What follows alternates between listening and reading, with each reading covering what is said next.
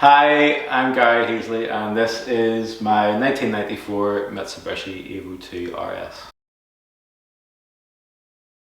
The car kind of fell across my lap a few years ago. It was previously owned by one of my neighbours. It was his dad's car. They imported it in 2005. Imported to be used as a track car at our local circuit, Kirsten, but it was only used 2 or 3 times before it was put away into storage. I've owned it since 2022, so I've been working on it about 3.5 years now.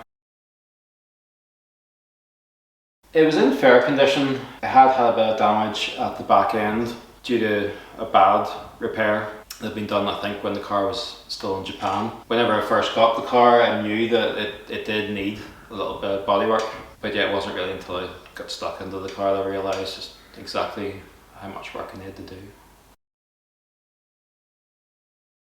One of my neighbours had mentioned that he had this early 90s Evo in his shed.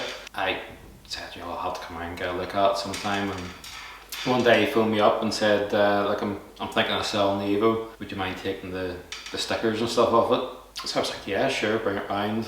And of course, as soon as I heard the car roll into the driveway, I just sort of knew, yeah, that sounds tasty. That's for me. Took it for a couple of quick spins up and down the lane and the bug bit. Technically didn't get home for about a year. The car stayed around in his workshop at his farm for the first year, but the first thing I started doing was stripping it apart just to see what needed done in terms of bodywork and what parts it was missing, crucially. Spent the first summer stripping the car down, meticulously labelling everything and putting all the bolts into little bags and making sure I knew exactly where everything went. Took about 1,000 photographs of everything from just about every angle, so I knew exactly where everything was going back into again, you know. Car has had 2 rear quarter panels. I replaced the boot floor panel as well and the rear panel, and put 2 new rear chassis legs onto it as well. Getting body parts. A lot of the body parts for these are discontinued now, have been for years. Nobody's making even spurious body panels for these anymore. They stopped doing them a long time ago. Part of the reason it's taken so long has just been waiting for the right parts to come along. About 95% of it has been done myself. I did have some help getting the engine and gearbox out, and also the front and rear windscreens, but everything else has been done here in-house by myself. Probably just the fact that I've done most of the work myself. I did previously build a little NB Mazda MX-5. It was a ground up build as well from a bare shell, but it wasn't to the same extent as this is. As you can see, the car already is in a primer of sorts. The plan is, I've already started scuffing this down to epoxy prime the whole car. The plan is to spend the winter months doing all the prep work before paint, and then I can think about putting the suspension back into it, get that down off the jig, back onto its wheels again. Yeah, about 6 months ago. The original plan was to have this ready for our wedding. As you can see, that didn't happen. I run my own detailing business, so I'm always very busy. Generally only get maybe 2 or 3 hours a week to work on this car. The car could be ready, albeit well, for next year.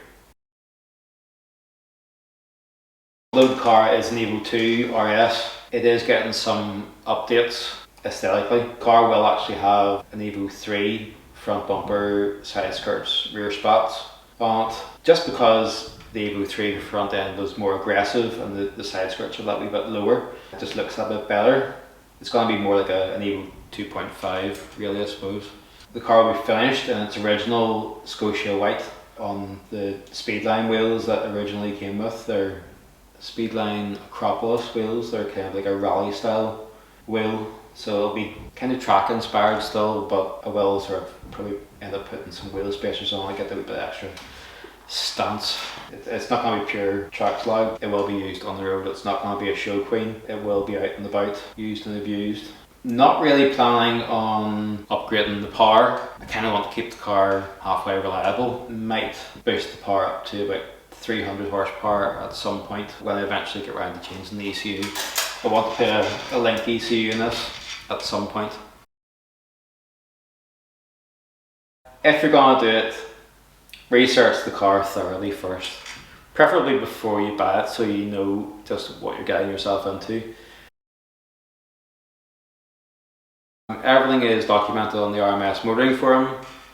If you have a look in the members cars section, you'll not have to look too far to find my thread. But you can follow me on Instagram at Mitsubishi Evo II.